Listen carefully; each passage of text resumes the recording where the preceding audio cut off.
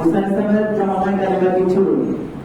লা ইলাহা ইল্লাল্লাহ মুসা কালিমুল্লাহ, এইভাবে ছিল।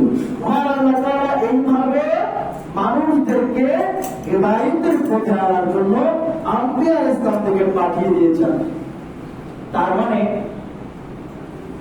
আল্লাহ তাআলা কি চাইলে সবাইকে একসাথে শুরু থেকেই মুমিন বানিয়ে দিতে পারতেন না? তাহলে এই কথা বললে আবার আরেক জায়গায় চলে যায়, তাহলে কি আল্লাহ তাআলা ইচ্ছা করে তাদেরকে বেঈমান বানিয়ে দিয়েছেন? আল্লাহ রাব্বুল আলামিন এই জায়গায় এসে বলেন, আমি তোমাদের মাথায় মগজ দিলাম, তোমাদেরকে আমি নিষ্পাপ করে পৃথিবীতে ছেড়ে দিয়েছি। সুবহানাল্লাহ। আমি তোমাদেরকে নিষ্পাপ করে পৃথিবীতে দিয়ে দিয়েছি। আমরা যখন পৃথিবীতে জন্মগ্রহণ করেছি আমাদের কোন গুনাহ ছিল?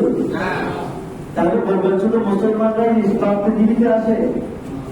না, একটা হিন্দুর ঘরে যে সন্তানটা জন্মগ্রহণ করে, একটা খ্রিস্টানের ঘরে যে সন্তানটা জন্মগ্রহণ করে, একটা বৌদ্ধ বিচারী যে কোনো ধর্মাবলম্বীদের ঘরে যখন কোন সন্তান ভূমিষ্ঠ হয়, তখন ওই সন্তানটার এই তাহারটা, এই জন্মটা নিষ্পাপের হিসাবে এই সন্তানটা কি লাগে? নিষ্পাপ থাকে। যদিও ব্যাধিনের ঘরে তার জন্ম, কিন্তু ওই সন্তানটার গায়ে কোনো কলঙ্ক নাই। ওই সন্তানটার গায়ে কি নাই?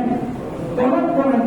কলঙ্কটা যখন সে বুঝবান হয়ে যায়, যখন সে বুঝতে শিখে, যখন সে রক্ত ছেড়ে দিয়ে অল্প কারো অনুসরণ করে, তখন সে ক্রমান্বয়ে ভিড় থেকে চিন্তিত হয়ে যায়। তখন সে কি হয়ে যায়? ব্যাধি হয়ে যায়। তার ওই যে নিষ্পাপ ওই শব্দটা কেটে এখন তার মধ্যে তার পথ দেখা যখন শুরু হয়ে যায়, তখন সে ক্রমান্বয়ে ব্যাধি হয়ে যায়। মুসলমানের ঘরে সন্তান জন্মগ্রহণ করার পরে সন্তান যখন পড়তে শিখে, কথা শিখে, তখন তার জবাব থেকে আল্লাহ শব্দগুলো বলে এবং তাকে মা বাবা তার কানের কাছে বিভিন্ন শব্দ শুনিয়ে দেয়। আল্লাহ আল্লাহ। সন্তান যখন আগ্রহ করে, তখন অনেক মা, অনেক বাবা সন্তানকে মহাব্বত করে কাছে গিয়ে বলে আল্লাহ আল্লাহ বলে, কি বলে? প্রিয় হাজির। তাহলে বোঝা যায় প্রত্যেকটা মানুষের জন্ম নিষ্পাপ। প্রত্যেকটা মানুষের জন্ম কি নিষ্পাপের উপরে, তার কোনো গুনাহ নেই। কিন্তু ক্রমান্বয়ে সে দিকে চলে যায়। যাই হোক, এটা তুমি বলছি, এই জন্য আল্লাহ তাআলা মানুষকে নিষ্পাপ পৃথিবীতে পাঠায়। তারপরে মানুষ ক্রমান্বয়ে যেই দিকটা ফলো করে, যেই দিকে যায়, সে সেই দিকে চলে যাওয়ার কারণে সে তার ভালো মন্দের উপরে তার বিবেকের কারণে সে ভালো অথবা মন্দের দিকে চলে যায়। যেমন যদি যেহেতু বেশি চালাইছ সেহেতু প্যান কমাইছ, তো শরীর করে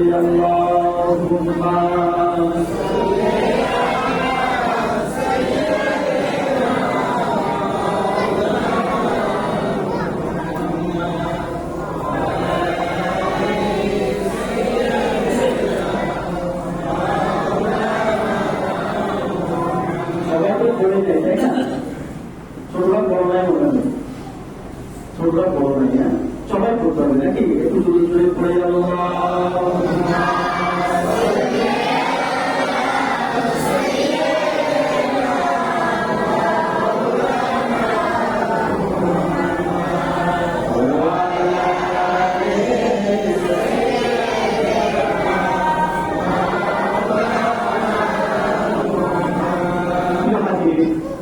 তারপরে আল্লাহ তাআলা মনে আমির ইসলামকে দিয়ে আল্লাহকে স্বীকার করার জন্য মানুষদেরকে এই মেসেজটা আল্লাহ তাআলা নবীদেরকে দিয়ে দাওয়াতের কাজ করেছেন। তো সবশেষে আল্লাহ তাআলা আমির ইসলামের সকল নবীদের আসার জায়গাটাকে ক্লোজ করে দিয়েছেন।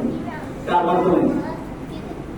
আমার আপনার নবী মুহাম্মদ রাসূলুল্লাহ সাল্লাল্লাহু আলাইহি ওয়াসাল্লামের মাধ্যমে নবীদের আসার জায়গাটাকে কি করেছেন, বন্ধ করে দিয়েছেন যে আর কোন নবী আসবে না। তো নবী না আসলে দিন প্রচার কি শেষ? দিন প্রচার শেষ নয়, দিন প্রচার চলছে, চলতে থাকবে। কতক্ষণ? কিয়ামতের আগ পর্যন্ত। যতক্ষণ পর্যন্ত কোরআন থাকবে, যতক্ষণ পর্যন্ত কোরআনের তিলাওয়াত থাকবে, যতক্ষণ পর্যন্ত রবকে স্বীকার করার মতো মানুষ পৃথিবীতে থাকবে, ততক্ষণ পর্যন্ত দুনিয়াতে দ্বীনের প্রচার থাকবে। সুবহানাল্লাহ। তো সেই দ্বীনের প্রচারটা করবে কে? আমার নবীর হায়াতে জিন্দেগি শেষ হলো, কিন্তু নবীর যে রহমতের যে মর্যাদা রব্বুল কারীম দান করেছেন সেটা শেষ নয়। কিন্তু তাহলে তারপরে দ্বীনের দাওয়াত নবীকে সাহাবায়ে কেরাম দিয়েছেন, খুলাফায়ে রাশিদিন দিয়েছেন, তাবেঈন দিয়েছেন, তাবে তাবেঈন দিয়েছেন। তারপর থেকে বেলায়েতের দরজা, সেই সাহাবায়ে কেরামদের জামানা থেকে যে বেলায়েতের দরজা উন্মুক্ত হয়েছে, এখনো আছে, কিয়ামত পর্যন্ত থাকবে। সাহাবায়ে কেরামরা ক্রমান্বয়ে এই দ্বীনের দাওয়াত দিয়েছেন। এখন যদি বলেন তিনাদেরকে এই হিলারিটা কে দিয়েছেন? তিনাদেরকে সিদ্দিকে আকবরকে কে এই হিলারি দিয়েছেন, যার মাধ্যমে তরিকার সম্প্রচার হয়েছে। আলী আনহুর মাধ্যমে যে তরিকার সম্প্রচার হয়েছে, তিনাকে সেই হিলারি কে দিয়েছেন? সেই হিলারিটা দিয়েছেন আমার রাসূল সরকার দু জাহান মুহাম্মদুর রাসূলুল্লাহ। আমার রাসূল বললেন তোমরা দ্বীন পেতে চাও, আল্লাহ বলছে আমাকে অনুসরণ করো। আর আমি বলছি আমার পরে আমাকে পাওয়ার জন্য আমার অনুসারীদেরকে অনুসরণ করো, সাহাবায়ে কেরামদেরকে অনুসরণ করো, যারা আমাকে মহব্বত করেছে তাদেরকে তোমরা অনুসরণ করো। আর আল্লাহ তাআলা কোরআনে কারীমে আল্লাহ তাআলা তোমাদেরকে অনুসরণ করার জন্য কোরআনে কারীমের মধ্যে ইরশাদ করেছেন। কি ইরশাদ করেছেন? আল্লাহ বলেছেন তোমরা তাদেরকে অনুসরণ করো যারা আমার হয়ে গেছে। সুবহানাল্লাহ।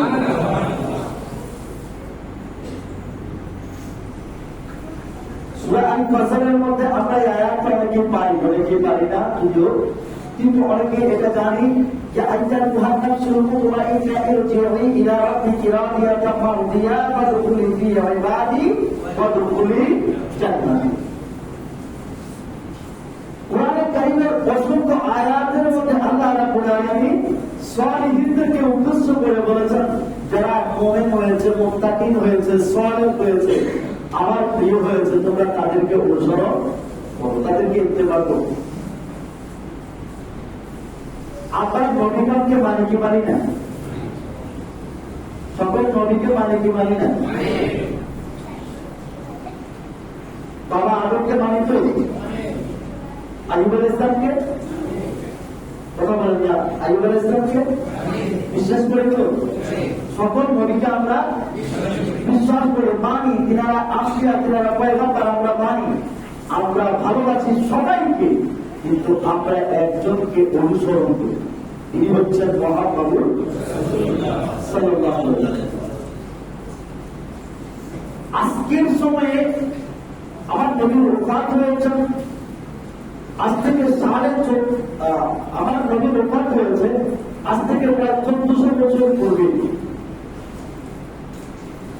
তারপর থেকে ক্রমান্বয়ে দ্বীনের দাওয়াত আনতে আনতে ক্রমান্বয়ে কৌসুস সামাদানি, কুতুব রব্বানি, হেলমায়ে দুরানি, শেখ সৈয়দ আব্দুল কাদের জিলানী, আল হাসানি ওয়াল হুসাইনি রাদিয়াল্লাহু তাআলা আনহুম সেই দ্বীনের দাওয়াত আমাদের মাঝে নিয়ে এসেছেন। ঠিক কি বলুন? আর আমরা যদি আরেকটু কাছে যাই, তাহলে আমরা এই ভারত উপমহাদেশের মধ্যে আমরা যারা মুসলমান হয়েছি, দ্বীনের দ্বীনের মধ্যে এসেছি। এই দ্বীন, এই ইসলাম, এই কোরআন, এই নামাজ, এই ইবাদত, এই তাসবিহ, এই তাহলিল আমাদের পূর্বপুরুষদেরকে শিক্ষা দিয়েছেন। তেনার নাম কি? নাম জানেননি?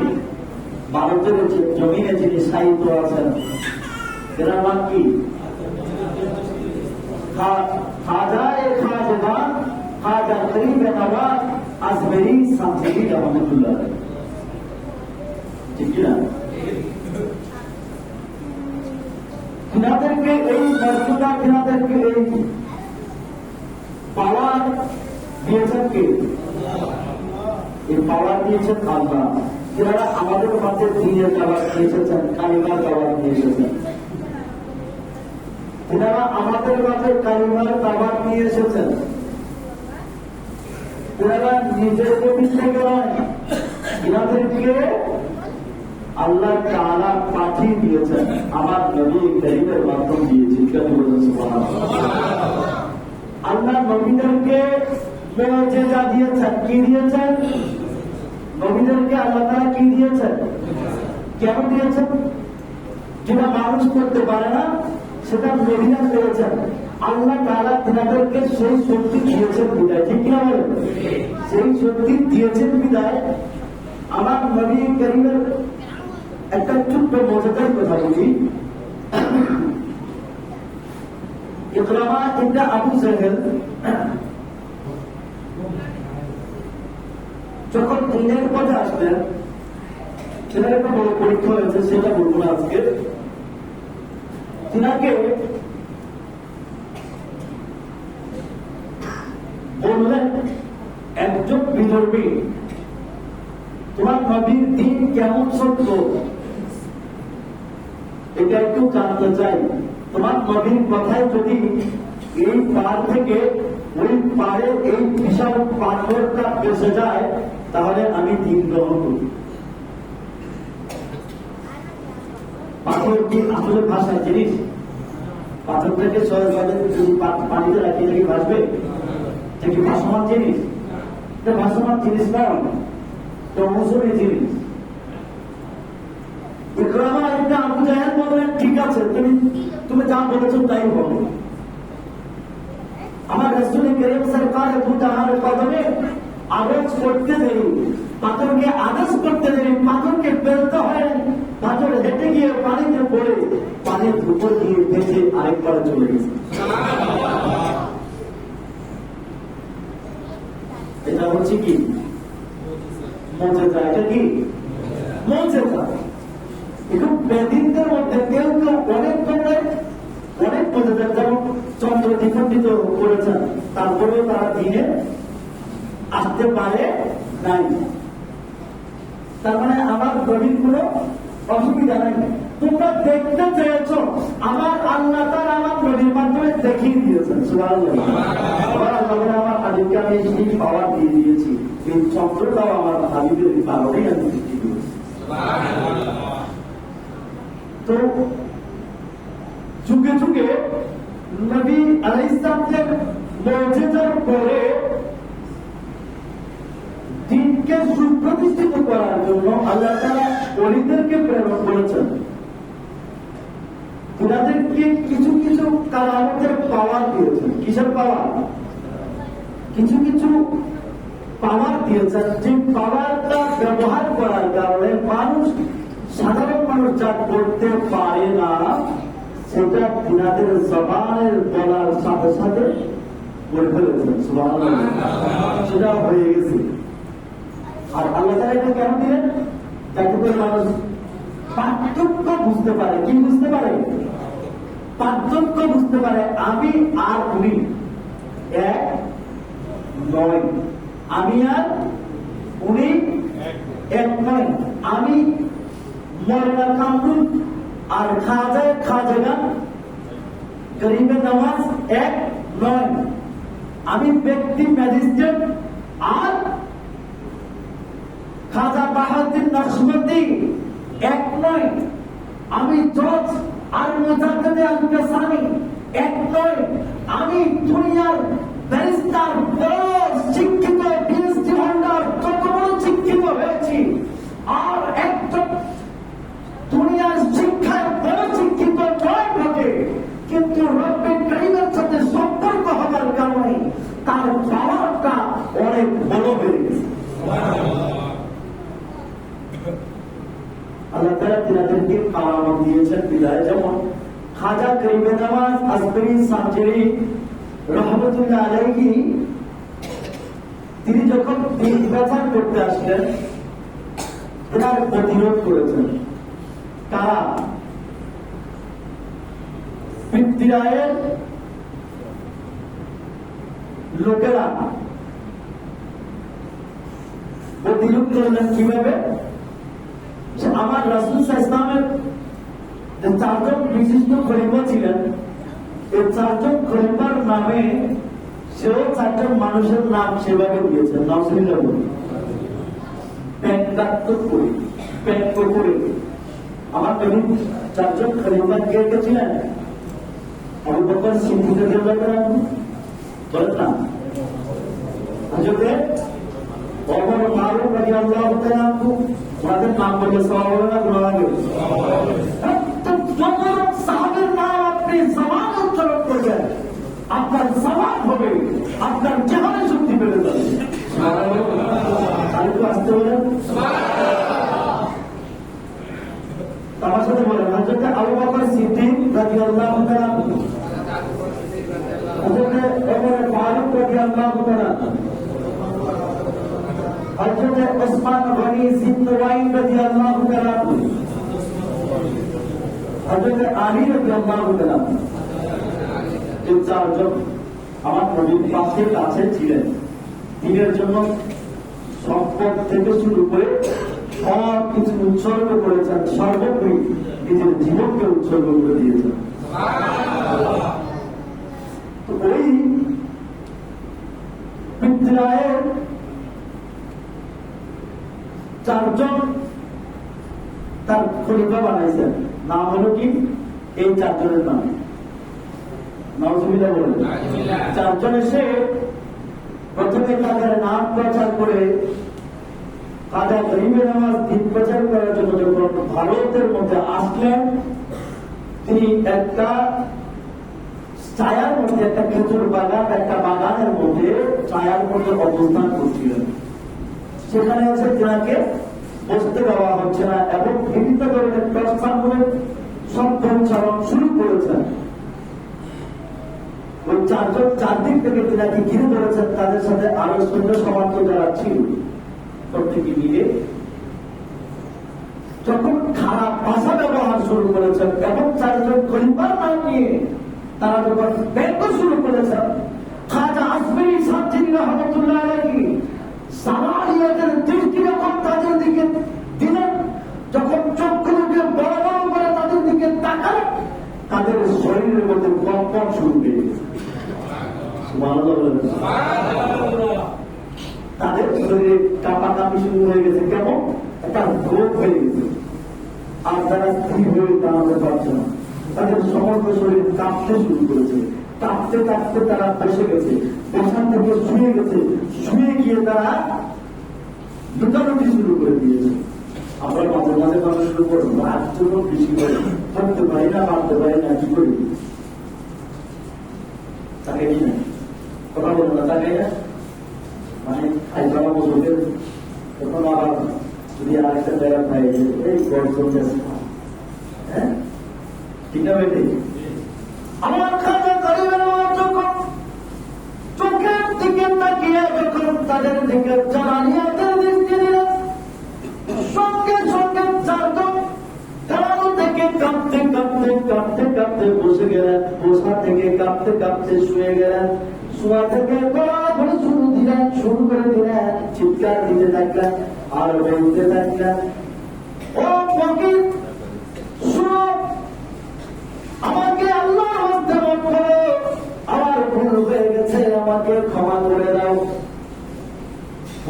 খাদেরান বললেন, ক্ষমা করতে পারি বটে, একটা শর্ত যদি মেনে নাও। বললেন কি শর্ত? বললেন শর্ত হলো এই, তোমার জবান দিয়ে রব্বে কারিমকে স্বীকার করতে হবে আর সেই কালিমা পড়ে দ্বীনে অন্তর্ভুক্ত হওয়া লাগবে। সুবহানাল্লাহ। তারা চারজন প্রথমেই কালিমা পড়ে আবার খাজা গরিবে নামাজের হাতে বায়াত গ্রহণ করে, দ্বীন গ্রহণ করে, ইসলাম গ্রহণ করে মুত্তাকি ওলি হয়ে গেছে। এটা কি ওলি আল্লাহদের কি কারামত? এটা ওলি আল্লাহদের কি কারামত? এই পাওয়ার দিয়েছেন কি? কে দিয়েছেন? কারণ আল্লাহ বলেছেন আমি তো তাদের সাথী হই যারা আমার হয়ে যায়।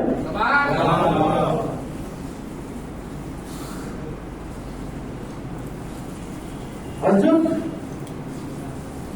সুলাইমান আলাইহিস সালামের সেই ঘটনা আপনারা অনেকেই জানেন। আল্লাহ তাআলা ওলিদের কারামতকে এইভাবে তুলে ধরেছেন, যাদেরকে আল্লাহ নবুয়ত দেন নাই কিন্তু বেলায়েতি পাওয়ার পেয়েছেন, তাদেরকে কি বলে? ওলি বলে। সকল নবীদের জামানাতে কিছু কি ছিলেন? ওলি ছিলেন। রানী বিলকিসের ব্যাপারে আপনারা অনেকেই শুনেছেন, যেটা কোরআনে কারীমের মধ্যে এসেছে। হযরত সুলাইমান আলাইহিস সালাম যখন রানী বিলকিসকে কি করলেন? দাওয়াত দিলেন। রানী বিলকিস হযরত সুলাইমান আলাইহিস সালামের বাড়িতে আসবেন, তিনি সেখানে বসবেন। কোথায় বসবেন? বসার জন্য সেই কিছু সময়ের মধ্যে তো এই বিশাল কি এইরকম একটা চেয়ার বানানো যদিও একটু অসম্ভব। এখানে আল্লাহর নবীদের একটা মর্যাদাকে প্রতিষ্ঠিত করবার জন্য এবং আল্লাহ ওলিদের কারামতকে সুপ্রতিষ্ঠিত করার জন্য এই ঘটনাটা ঘটল। রানী বিলকিসের চেয়ার, রানী বিলকিসের সিংহাসন আর সুলাইমান ইসলামের সিংহাসনের পার্থক্য প্রায় 10,000 কিলোমিটার পার্থক্য। সেখান থেকে এখানে কিভাবে আনবে? তখন হযরত সুলাইমান আলাইহিস সালাম বসলেন, সামনে জিন সহ মানব জাতীয় উপস্থিত ছিলেন। জিন জাতি এবং মানব জাতি উপস্থিত ছিলেন। অনেক লম্বা চড়া ঘটনা, আমি সহজে বলছি। হযরত সুলাইমান আলাইহিস সালাম বললেন, আজকের এই উপস্থিতির মধ্যে কারা আছো, কে আছো, খুব দ্রুত রানী বিলকিসের সেই সিংহাসনটাকে আবার বাড়িতে নিয়ে আসতে পারবা, কারণ রানী বিলকিস রওনা হয়েছে আমার বাড়িতে আসতেছে। একজন প্রভাবশালী ক্ষমতাসীন জিন উঠে দাঁড়ালেন, বললেন আমি পারবো। হযরত সুলাইমান আলাইহিস সালাম বললেন তোমার সময় কতক্ষণ লাগবে? বললেন আমার সময় লাগবে এতটুকু, আপনাদের মিটিং এই যে শুরু করছেন শেষ হতে যতটুকু সময় লাগে এর মধ্যে আমি চলে আসবো। পথ হল প্রায় কত? 10,000 কিলোমিটার। সুলাইমান আলাইহিস সালাম বললেন না, সম্ভব নয়, আরো তাড়াতাড়ি কেউ পারবা। তখন সেখান থেকে একজন মানুষ দাঁড়ালেন। মানুষের শক্তি বেশি না জিনের শক্তি বেশি? জিনের শক্তি বাহ্যিক বেশি, তো মানুষের শক্তি আভ্যন্তরীণ বেশি, ইমানি পাওয়ারের কারণে। তখন আল্লাহর একজন বান্দা আসিফ ইবনে বারকিয়া রাদিয়াল্লাহু তাআলা আনহু নামে একজন ব্যক্তি দাঁড়ালেন, বললেন হুজুর আমি আছি। দেখতে কেমন? শুক্র একেবারে, শরীরে তেমন গোস্ত নেই, শক্তি থাকবে দূর থেকে। শরীর যদি একটা ই না থাকে তাহলে কি শক্তি আছে এরকম বোঝা যায়? দাঁড়ালেন, সকলে একটু ফুসফুস করছে। একটা জিন দাঁড়ালেন, আর এর একজন আল্লাহর বান্দা দাঁড়ালেন, যিনি শক্তিহীন মানুষ, দেখতে তিনি বলছেন আমি আরো তাড়াতাড়ি আসতে পারবো। হযরত সুলাইমান আলাইহিস সালাম বললেন, কতটুকু সময়ের মধ্যে? আসিফ ইবনে বারকিয়া বললেন, হুজুর আপনি যদি অনুমতি দেন, আপনার চোখের পলক পড়া আর উঠার মধ্যে যতটুকু সময় লাগবে, আমি আসিফ ইবনে বারকিয়া রব্বুল কারীমের দয়ায় আমি এর মধ্যে আপনার সামনে গাড়ি বিলকিসের সেই সিংহাসন টেনে উপস্থিত করব। আর একটু আসতে কোন পাওয়ারটা কার? এই পাওয়ার কে দিয়েছে? আল্লাহ দিয়েছেন। আল্লাহ রাব্বুল আলামিন বলেন, আমি যে আমার হয় আমি তার হই, জগৎ তার হয়, মাটিটা তার আদেশে চলে। সে যা করে তার নিজের ইচ্ছায় করে না, সে যখন যা বলে তার নিজের ইচ্ছায় বলে না, সব কিছু আমি রব্বুল কারীমের ইচ্ছায় বলা এবং চলা হয়। এজন্য তারা গাছের সাথে কথা বললে গাছ তাদের সাথে, এরা চাইলে পাথর থেকে কথা বের করতে পারে কি পারে না? আমরা গাছের সাথে 2 মাস কথা বলি, কথা বলবে, উত্তর দিবে, কথা বলে না দিবে, এখন চেষ্টা করেন এই গাছ তোর গাছ একটু বলবো, তোর নাম তো সাজা, আমরা জানি একটু বলস না একবার, আমি কি আমার চিনস না বলবে? আমার নবীকে গাছ চিত্ত কি চিত্ত না? কথা বলেন না, চিত্ত কি না?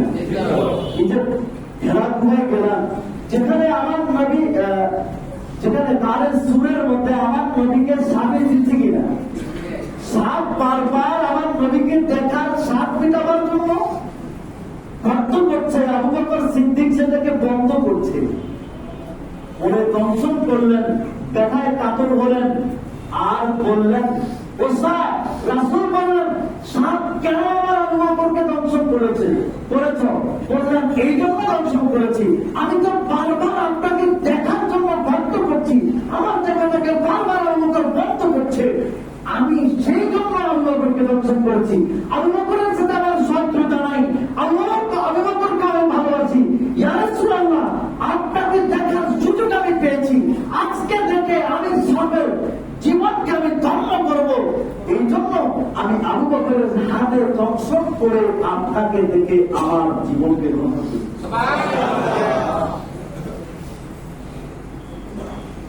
দুরূদ শরীফ পড়ে আল্লাহুম্মা সাল্লি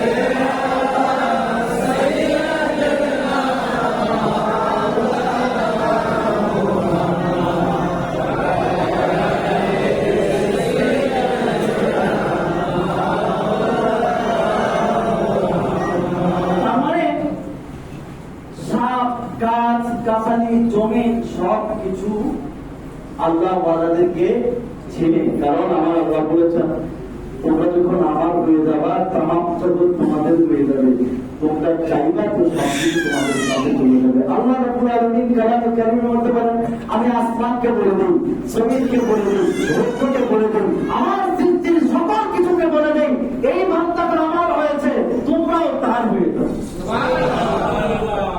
প্রিয় হাজিরিন, খাজা গরিবে নামাজ আজকের ইসলাম থেকে আমরা মানি কি মানি না? ভালোবাসি কি বাঁচি না? তিনি ভারতবর্ষে এসেছেন 600 কত হিজরি, তার মানে প্রায় 800 বছর আগে। 800 বছর আগে ভারতের জমিনে মুসলমান কয়জন ছিল? মুসলিমেও সামান্য কিছু থাকতে পারে, তার মানে প্রায় 99% কি ছিল? ব্যাধি ছিল। কি ছিল? ব্যাধি ছিল। 99% কি ছিল?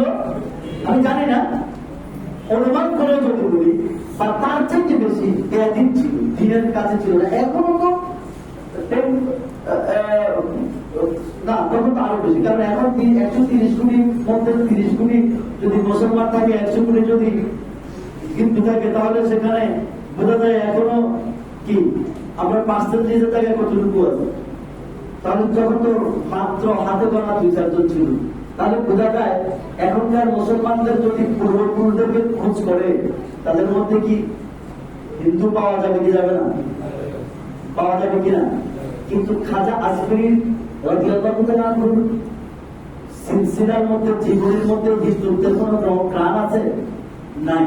তিনি পিতৃর দিক থেকে হাসানি, মায়ের দিক থেকে হোসাইনি। চিন্তা করেন সুবহানাল্লাহ। যে পাহাড় নিয়ে এসে দিন প্রচার করেছেন, আজকে সেই দিন পেয়ে তাদেরকে স্মরণ করতে পারি না। আমাদেরকে সেটা যদি করি তাহলে আমাদেরকে কি বলবে? কি বলা উচিত? নিমখারাম। কি বলা উচিত? কারণ যার কারণে দিন পেলাম তাকে আমরা মানছি না, বিশ্বাস করছি না, তার জীবনীয় আলোচনা করছি না। আমাদের বাহ্যিক জীবনে কেউ যদি আমাদের চলার পক্ষে সুগম করে, হেল্প করে, সুগম হওয়ার জন্য একটু সহযোগিতা করে, তাহলে আমরা বারবার তাকে সমান করি না? কথা বলে না, করি কিনা? সাংসারিক জীবনে অর্থ উপার্জনের জন্য একজন বন্ধু, একজন বড় ভাই, একজন সমাজপতি যদি আমাকে সহযোগিতা করে, তাকে বারবার স্মরণ করে, যদি আমরা মিনিমাম ইমান থাকে, ঠিক না বেটে? মিনিমাম যদি আমাদের মানুষত্ব থাকে, আমরা বারবার স্মরণ করে কি করি না? তার কারণে আমি আজকে ভালোভাবে সংসার নিয়ে চলছি, বলি কি বলি না? তার সামনে বলি, তাকে খুশি করি। আচ্ছা বলুন তো, এই সাংসারিক জীবনটা বড় এহসানে নাকি আমরা যে দিন পেলাম সেটা বড় এহসানে? আমার কথা মনে বুঝুন নাকি? বুঝে থাকলে উত্তর দিবেন। আমাদের এই জগতের সাংসারিক জীবনটা বড় এহসানের জীবন, নাকি দিন পেলাম, ইসলাম পেলাম, সত্য পেলাম, এটা বড় এহসানের? দিন ইসলাম যে পেয়েছি এটা আমাদের জন্য সবচেয়ে বড় এহসানের। কেন করলাম, সবকিছু করলাম, কিন্তু আমার ইন্তকালের পরে অনন্তকাল যে জায়গায় থাকবো, ওই জায়গায় যদি শান্তি না পাই, দুনিয়ার শান্তি আমাদের কতটুকু কাছে আসবে? এটা ক্ষণস্থায়ী জীবনের সামান্য সুখ শান্তি। আর কবরের জিন্দগিতে যদি লক্ষ লক্ষ বছর আমরা শান্তিতে থাকতে পারি, সেদিন ওই জাহান্নামীরা জাহান্নাম দেখে ভয় পাবে, চিৎকার দিবে, আল্লাহ একটু সময়ের জন্য পাঠাও, 1 সেকেন্ডের জন্য পাঠাও, সব করে আবার চলে আসবো। কিন্তু সেদিন আর সুযোগ থাকবে না। তাহলে আমরা যে দিন পেয়েছি এটা আমাদের জন্য বড় এহসানের, ঠিক না বলেন? সেই দিন, ইসলাম, কোরআন, হাদিস, যা কিছু আছে, মসজিদ, মক্তব, মাদ্রাসা, নামাজ, ইবাদত, তাসবিহ, তাহলিল সবকিছু পেয়েছি তার কারণে খাজা আজমিরি রাদিয়াল্লাহু তাআলা আনহুর কারণে, ঠিক না বলেন? তাহলে সেটা আমাদের জন্য বড় এহসান, ঠিক এহসান না? খাজা গরিবের নামাজ আমাদের জন্য বড় এহসান কিনা বলেন? আমি খুব ভালো করে বুঝাইতে পারিনি, আমার মনে হচ্ছে আল্লাহর নবী তো আছেন, তিনার পরে ঘরে ঘরে ক্রমান্বয়ে খাজা গরিবের নামাজ সাথী রহমতুল্লাহ আলাইহির পরে উলামায়ে কেরাম, মুহাদ্দিসিনে কেরাম, মুফাসসিরিনে কেরাম, তিনাদের পরে ঘরের পাশে যে ছেলেটা আপনার ছেলেকে সকালবেলায় আলিফ বা তা শিখাইছে, তার প্রতিও আমাদের কৃতজ্ঞতা থাকে কি থাকে না? কথা বলে থাকে কি থাকে না? আমি একদম খুব কাছে করে আসলাম, ঘরের পাশে মসজিদে যে ছেলেটা আপনার সন্তানকে আলিফ বা তা শিখাচ্ছে, তার প্রতি আমরা কৃতজ্ঞ থাকা দরকার কিনা? কিন্তু আমরা হয়তো বা ঠিক মতো সেটা থাকি না, টাকার প্রভাবের কারণে আমরা ভুলে যাই। আল্লাহ মাফ করুন। যেই লোকটা আপনাকে ন্যূনতম দিন শিক্ষা দিয়েছে, যেই লোকটা আপনাকে তাসবিহ তাহলিল শিক্ষা দিয়েছে, যেই লোকটা আপনাকে নামাজ পড়ার সিস্টেম শিখিয়েছে, ওই লোকটা 1000 কোটি টাকার মালিক না হোক, আপনাকে ইবাদত কবুল হওয়ার যে সিস্টেম রয়েছে, ওই সিস্টেমটা শিখাবার কারণে তার মর্যাদাটা আপনার কাছে অনেক বড় হওয়া দরকার ছিল, ঠিক কিনা বলে? পাওয়ার বাড়ানোর জন্য না, আমাকে আপনারা তুচ্ছ তাচ্ছিল্য করেন, আমার কিছু যায় আসবে না, কিন্তু এটাই সত্য, এটাই সত্য। যুগে যুগে খানকার মাধ্যমে হকানেরা পানি মাসাইয়ে খেয়েছাম, তোমরা মানুষদের কল্যাণের জন্য এসে শুধুমাত্র তোমরা কিভাবে নামাজ পড়বা, এইভাবে নামাজ পড়বা, তোমার ইমান কিভাবে শুদ্ধ হবে, এই আমলটা করলে তোমার ইমান শুদ্ধ হবে, এইটা করলে তোমার ইমান পরিশুদ্ধ থাকবে, তুমি জাহান্নামের আগুন থেকে বাঁচতে পারবা, তোমার ইমানকে বাঁচাতে পারবা। এটা আমাদের সবচেয়ে বেশি প্রয়োজন, কিনা বলে? সেইটার মূল পারতুক মহাদেশের মধ্যে যিনি বলেছেন, তিনার নাম হলো কি খাজা গরিব নওয়াজ আসমানী সাথী রহমাতুল্লাহ আলাইহি।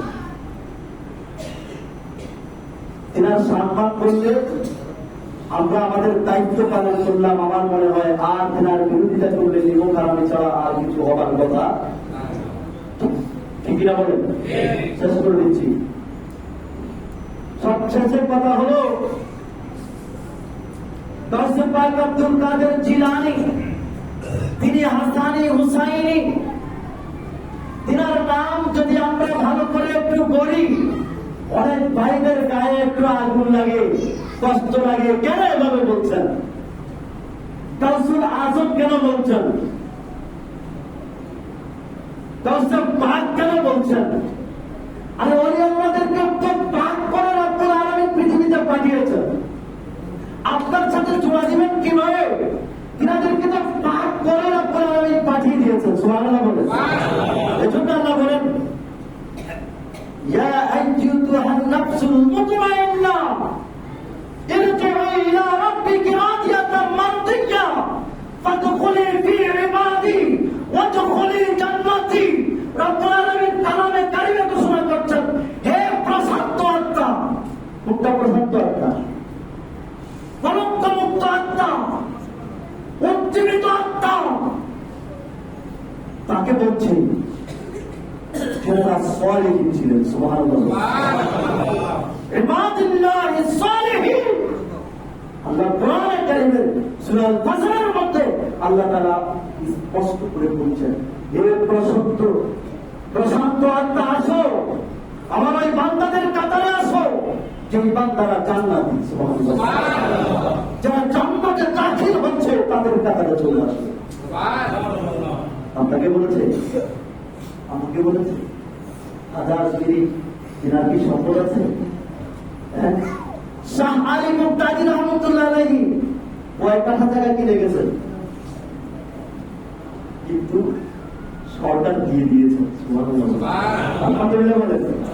তিনার নামের উপরে বিশ্ববিদ্যালয়, মাদ্রাসা সব কিছু আছে কিনা বলুন? তিনাদেরকে মানো।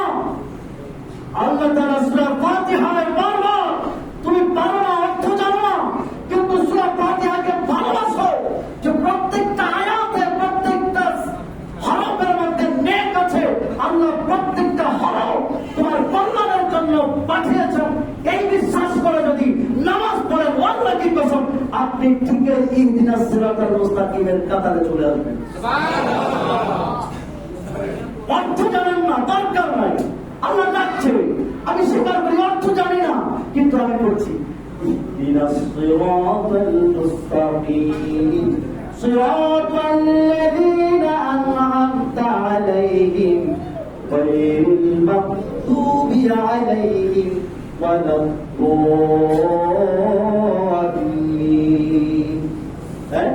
আমি কি প্রার্থনা করছি?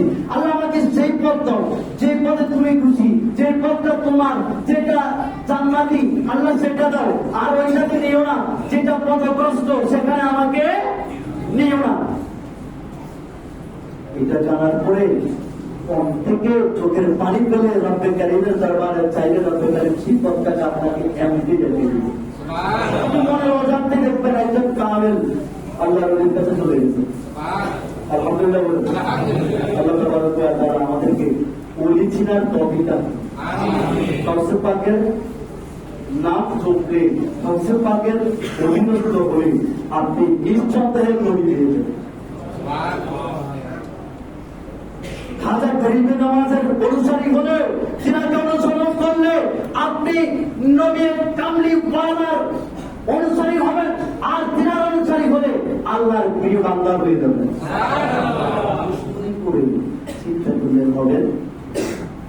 আমরা মাদ্রাসার নাম গাছুল আজম দিয়েছি, আপনারা মুসলিমদেরকে বলে দেখেন নামাজ পড়লে নামাজ হবে না। আরে ভাই, আপনি যে কাসিমি সাহেবের নামে মাদ্রাসা দিলেন, আপনি যে গঙ্গিরি সাহেবের নামে মাদ্রাসা দিয়েছেন, তিনাদের পূর্বপুরুষদের মধ্যে হিন্দুদের গন্ধ আছে, খাজায় খাজগানের বংশ পরস্পরের মধ্যে কোন ব্যাধির গন্ধ।